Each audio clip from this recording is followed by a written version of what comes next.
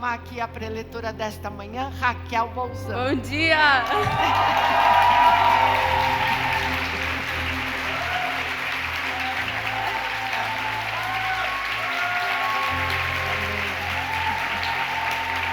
Uhul!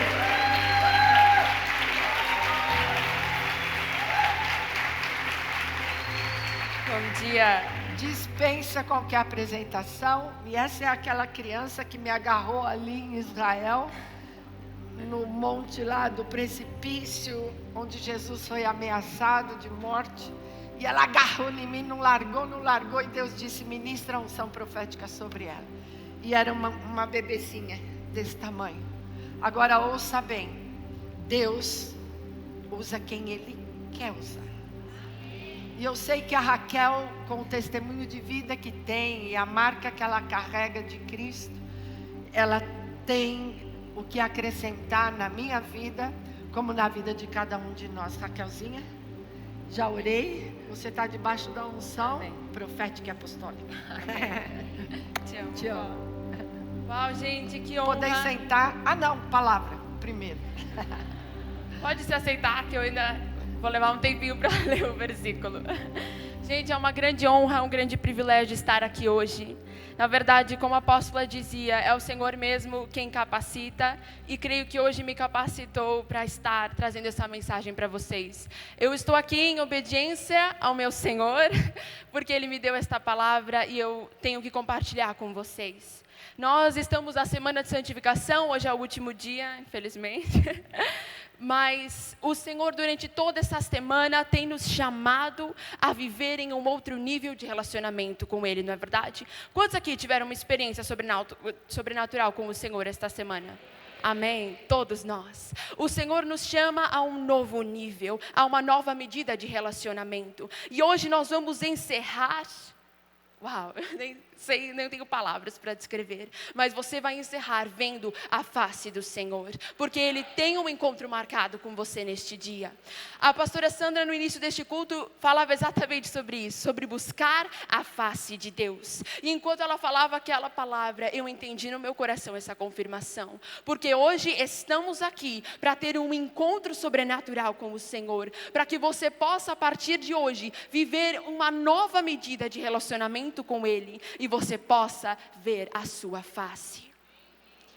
Esta foi uma semana onde nós nos humilhamos diante da presença do Senhor, para que pudéssemos então nos encontrar com Ele.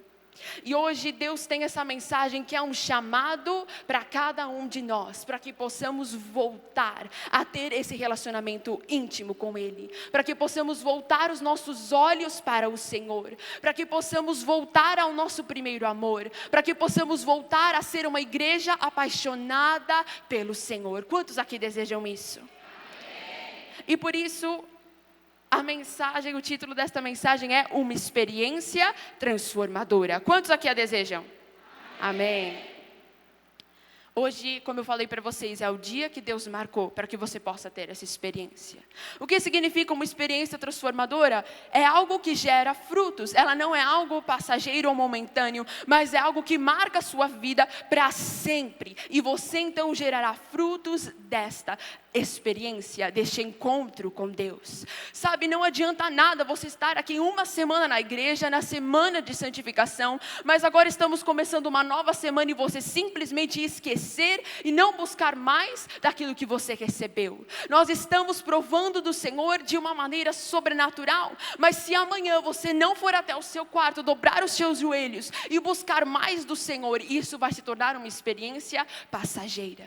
Mas hoje o Senhor te chama a ser transformado pelo encontro com Ele, para que você então possa, a partir de hoje, ser santificado pela sua presença, ser santificado em meio ao fogo, assim como disse a pastora Pri na sexta-feira. E por isso eu quero ler aqui com vocês, agora vocês podem estar de pé, como fizemos esse pacto, de uma experiência de um profeta, que muitos, todos conhecem aqui o profeta Isaías, todos conhecem, e na verdade este versículo, muitos o lembram como o versículo em que Isaías respondeu, eis-me aqui Senhor, envia-me a mim. Mas na verdade, muito antes de Isaías ter essa resposta a Deus, ele teve uma experiência sobrenatural que transformou a sua vida, o seu chamado e o seu ministério para sempre. E por isso, então, eu quero que você acompanhe comigo Isaías, capítulo 6, os versículos 1 ao 8, que diz assim: no ano em que morreu o rei Uzias, eu vi ao Senhor assentado sobre um alto e sublime trono, e o seu séquito enchia o templo. Os serafins estavam acima dele, cada um tinha 6 asas, com 2 cobriam o rosto, e com 2 cobriam os pés, e com 2 voavam. E clamavam uns aos outros dizendo: Santo, Santo, Santo é o Senhor dos exércitos, toda a terra está cheia da sua glória. E os umbrais das portas se moveram com a voz do que clamava, e a casa se encheu de fumaça. Então disse eu: ai de mim que vou perecendo, porque sou um homem de lábios impuros, e habito no meio de um povo de impuros lábios, e os meus olhos viram o Rei, o Senhor dos exércitos. Mas um dos serafins voou para mim, trazendo na mão uma brasa viva, que tirara do altar com uma tenaz. E com ela tocou a minha boca e disse: eis que isto tocou os teus lábios, e a tua iniquidade foi tirada, e purificado o teu pecado.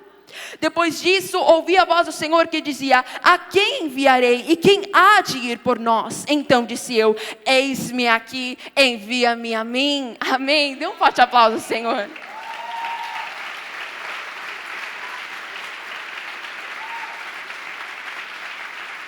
Uau. Amém, pode se assentar. Uau, que experiência foi essa de Isaías? Ele viu o Senhor assentado no trono. Ele pôde fazer parte da adoração ali com os anjos nos céus, que clamavam: Santo, Santo, Santo. E queridos, eu estou aqui para simplesmente testificar esta palavra, porque Deus tem incomodado meu coração com esta mensagem há muito tempo. E eu, antes de vir ministrá-la aqui para vocês, Deus me pôs à prova e me fez vivenciá-la, em todos os sentidos. Eu tive uma semana, isso faz um tempo, acho que essa experiência aconteceu no Natal, que interessante. E ali no dia 24, na verdade, eu estava fazendo aquela semana de consagração, estava buscando um novo nível no meu relacionamento com Deus. Então, chegou ali naquele dia, esta mensagem, esta palavra estava queimando no meu coração. Eu então decidi fechar a porta do meu quarto, apaguei as luzes e coloquei um louvor. E falei: Senhor, sou eu e você, e eu quero ter essa experiência de Isaías. Sabe por quê? Eu tinha certeza de que ela não estava na Bíblia, para que eu somente pudesse admirá-la e falar: uau, que legal, eu creio. Não, mas para que eu pudesse vivenciá-la. E então eu falei: Senhor, se o Senhor mostrou isso para Isaías, o Senhor pode fazer o mesmo comigo, porque da mesma forma ele é um servo e eu sou tua serva. Eu estou com o meu coração aberto para ver o Senhor. Então eu comecei a orar, a aclamar e a adorar o Senhor. Foi tudo que eu pude fazer: adorar, clamar: Santo, Santo, Santo. E então foi quando o Senhor enviou um anjo para que o meu espírito fosse arrebatado. E eu pude ter a visão de Isaías. Queridos, eu vi o Senhor ali, a sua glória enchendo toda a terra. E eu vi e admirei aquele que eu amo, assentado no trono. Aleluia!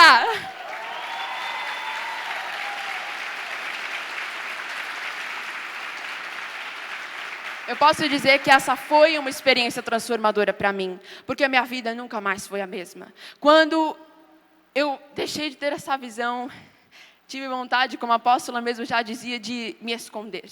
Comecei a ficar até enjoada, falei: meu Deus, o que eu estou fazendo aqui? Então o Senhor me diz que esta é a mensagem que eu deveria levar. Porque quando eu estava nesta visão, o Senhor me dizia: Raquel, muitos dentro da igreja não conhecem a mim.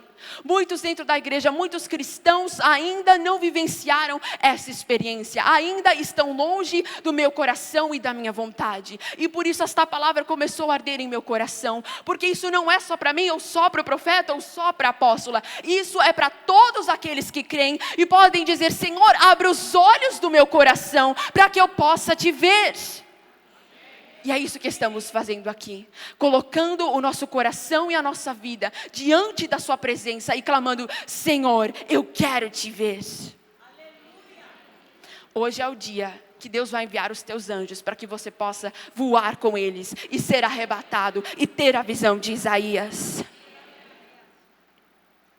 E eu fui provada até nisso, porque eu tive que dizer: eis-me aqui, envia-me. Como eu disse para vocês, estou aqui em obediência ao Senhor. Porque quando Ele me pediu para que eu trouxesse essa palavra, eu então obedeci. Eu creio que, eu tenho certeza, que esta é a glória do Senhor. Não posso fazer nada sem o meu Deus. E hoje só estou para testificar a sua glória e a sua presença. Para que possamos compreender melhor essa experiência de Isaías, eu gostaria de destacar alguns pontos, sendo o primeiro deles, reconhecendo quem Deus é. Gostaria de destacar o primeiro versículo que diz assim: eu vi ao Senhor assentado sobre um alto e sublime trono. Aleluia. Quantos aqui desejam ver o Senhor neste trono? Amém. Quando eu li este pequeno pedaço desse versículo, eu fiquei muito impactada. Porque eu parei para pensar e falei: Senhor, quando é que nós paramos, deixamos a nossa vida, as nossas preocupações, tudo, para simplesmente admirar aquele que se assenta no trono? Nós passamos pouco tempo nos dedicando à presença de Deus. Passamos pouco tempo simplesmente calados, buscando ver a face do Senhor e buscando admirá-lo neste trono. A verdade é que hoje tudo em dia é voltado para mim mesmo. Temos essa falta em não reconhecer que Ele está sentado no trono. Isso nos leva a um outro ponto, que é a falta de temor. Porque somos tão orgulhosos com as nossas próprias vidas, com quem somos, com as minhas preocupações, com os nossos desejos, com os nossos sentimentos. Os nossos olhos não estão no Senhor, não estão naquele que se assenta no trono, e sim na minha própria vida. Então o Senhor olha para a sua igreja hoje e pergunta: onde está o teu temor?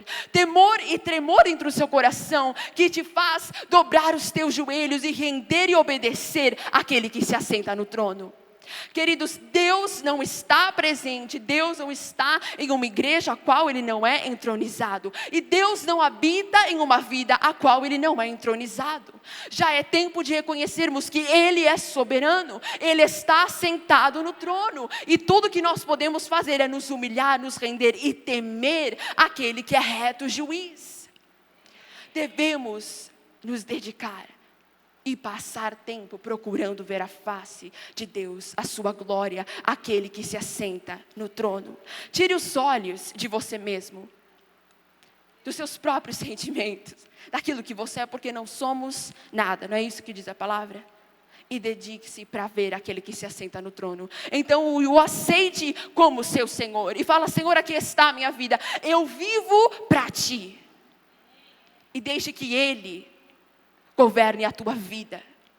Sabe, isso pode ser algo tão óbvio, reconhecendo quem Deus é, ou temos que estar mais na presença de Deus. Mas eu creio que porque paramos de ensinar e falar das simples coisas, e paramos de aplicar aquilo que é tão simples, que é conhecer a Deus, nos encontramos tão distantes e tão longe do coração de Deus e da sua vontade. Porque se tão pouco parássemos para ver o que é simples na palavra de Deus, que é dedicar um tempo para olhar e admirar o teu Senhor, então nós seríamos usados pelo Senhor, então seríamos uma igreja avivada. Mas Deus só está nos locais, Deus só habita na igreja e na vida da qual Ele vê um coração que o anseia, um coração que tem fome e sede de Cristo. E este é o chamado de Deus para nós este dia, amém? Isso, quando você está admirando o seu Deus naquele trono, você pode então olhar para si mesmo. E isso nos leva ao segundo tópico, que é reconhecendo quem somos. O versículo que eu quero destacar aqui é o versículo 5, que diz assim: então disse eu: ai de mim que vou perecendo, porque eu sou um homem de lábios impuros, e habito no meio de um povo de impuros lábios, e os meus olhos viram o Rei, o Senhor dos exércitos. Uau! Quantos aqui têm a coragem de dizer: ai de mim que vou perecendo? Hoje em dia isso é visto como uma autodepreciação, não é verdade? Porque quem fala isso para Deus, já ninguém mais. Hoje nós vivemos em uma geração que mal sabe reconhecer a sua iniquidade e o seu pecado. Isso não existe. Porque Deus, que é amor, falta do temor de não vê-lo nesse trono, me aceita como eu sou, não preciso pagar preço, não preciso ter uma vida santa, não existe. Não tenho iniquidade, sou santo. Mas não. Os verdadeiros cristãos, os verdadeiros filhos de Deus, são aqueles que, admirando o rei, podem olhar para si mesmo e falar: ai de mim que vou perecendo, porque eu estou vendo um Deus santo e eu sou impuro, eu sou pequeno, eu sou pecador. Isaías não passou o tempo falando: Senhor, me perdoa por esse pecado. Não, ele pediu perdão, ele se arrependeu de quem ele era, pecador. E nós somos iguais, nós somos pecadores. E nós precisamos fazer essa oração de humilhação diante de Deus. Ele é santo, Ele está no trono. E nós somos servos, pequenos, impuros, que temos o privilégio de conhecer esse Deus Criador, esse Deus tão maravilhoso.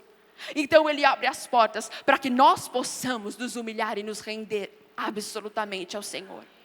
Para que você possa olhar para si mesmo e falar: ai de mim, porque eu sou pecador e eu preciso deste Deus. A igreja tem se tornado como aquela parábola do fariseu e do publicano. O fariseu vai orar e fala: Senhor, obrigada porque eu não sou que nem esse daqui, que está perdido.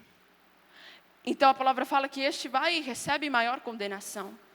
Mas o publicano, olhando para si mesmo, bate no peito e diz: tem misericórdia de mim, porque sou pecador. E então quando ele faz essa oração, este recebe a salvação. Deus não está em uma vida a qual Ele não é engrandecido. Se você não pode reconhecer que você é pequeno, se você não pode render o seu orgulho aos pés de Jesus, aos pés deste Deus Todo-Poderoso, Ele não está na sua vida e certamente você não o conhece. Nós aprendemos isso ano passado inteiro. O orgulho não tem parte com o Senhor. E essa é a nossa natureza. Nós somos orgulhosos, pecadores.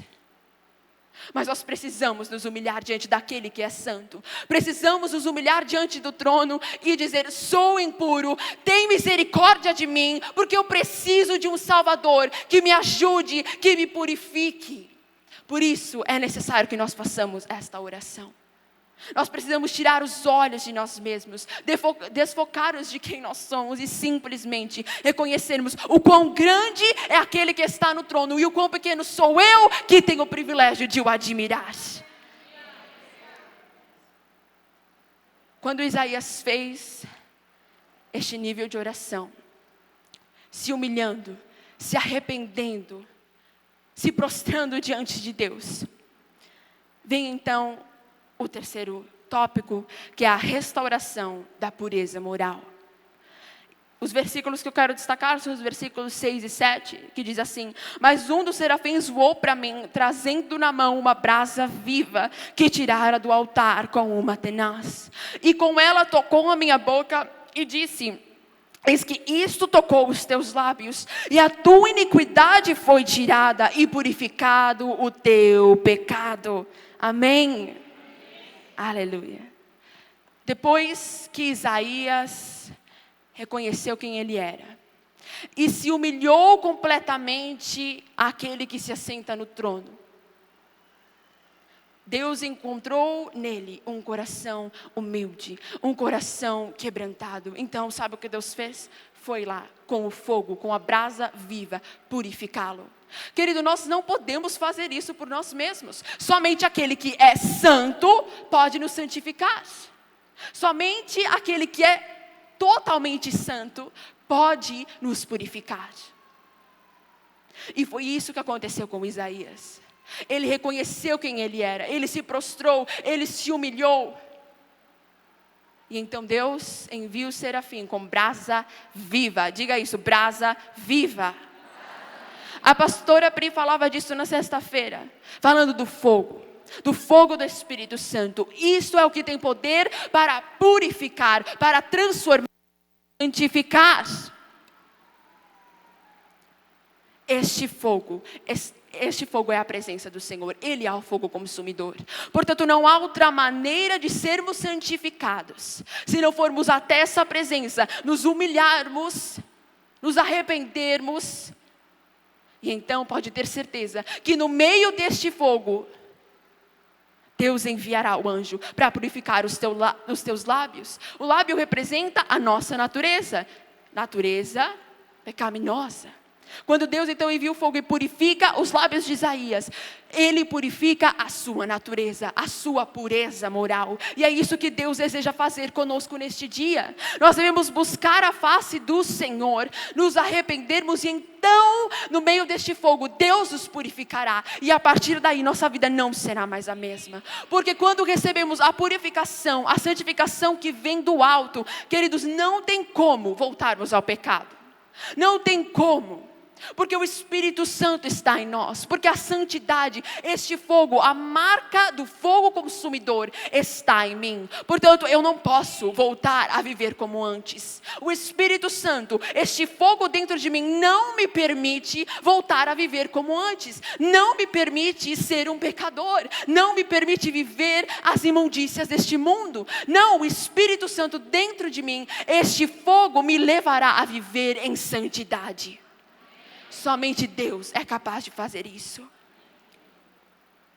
Este fogo é o que nos molda à imagem e semelhança de Jesus Cristo.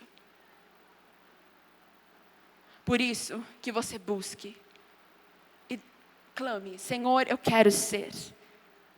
Eu quero receber o toque do teu fogo. Eu quero receber a brasa viva nos meus lábios me purificando. Como eu disse para vocês, depois que nós somos santificados de tal maneira, não tem como voltar atrás. Isso é o que nos leva então ao quarto ponto, a resposta ao chamado. O versículo que eu quero destacar é o versículo 8, que diz assim: depois disso, ouvi a voz do Senhor que dizia: a quem enviarei? E quem há de ir por nós? Então disse eu: eis-me aqui, envia-me a mim. Amém.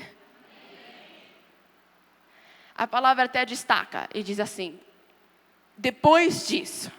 Ou seja, depois de um encontro sobrenatural, depois de Isaías ver a Deus assentado no trono, declarar: santo, santo, santo. Depois de Isaías olhar para si mesmo e se arrepender de ser pecador. Depois de Isaías falar: ai de mim que vou perecendo. Depois de Isaías se humilhar completamente diante do Deus que é santo. Depois de Isaías então ser purificado pelo fogo. Depois de tudo isso, Deus pergunta: quem eu enviarei? E Isaías imediatamente responde: eis-me aqui, envia-me a mim. E nele, Senhor. Nós só podemos fazer e cumprir com o nosso chamado quando conhecemos a Deus. Hoje os cristãos, a igreja tem se preocupado com tantas atividades religiosas. Queremos fazer tudo. Mas no meio de tudo isso, esquecemos de olhar e de buscar a face do nosso Deus. E por isso que nos encontramos distante da sua vontade. Por isso que muitas coisas que nós fazemos não dá certo, porque não tem a aprovação de Deus. Antes de você ser enviado e fazer qualquer coisa, você precisa conhecer a Deus. E não é só um dia da sua vida. Talvez você creio que terá uma experiência sobrenatural com Deus. Mas amanhã você vai buscar uma maior. Porque com Deus é sempre assim. É crescendo, é buscando mais, é tendo mais fome, mais sede. Porque é impossível ter suficiente do Senhor. Ele é infinito e não cabe dentro de nós tamanha presença. Nós não podemos compreender. E é este mistério da presença de Deus que nos leva a buscar cada vez mais dele. Aqueles que não conhecem o Senhor não podem responder como Inene. Não podem responder: eis-me aqui, envia-me a mim. Porque eles vão sempre ficar pensando no preço. Ai, vou fazer isso aqui não. Não vai dar certo. Ah não, Senhor, mas eu tenho família, eu tenho isso, eu tenho emprego, eu tenho estudo. Pode até falar da boca para fora, mas não vai chegar a viver essas palavras. Sabe por quê? Porque aquele que não admira e não vê aquele que é santo no trono, não tem o temor no seu coração, não pode responder em obediência. Porque Isaías passou por todo esse processo e viu o Senhor.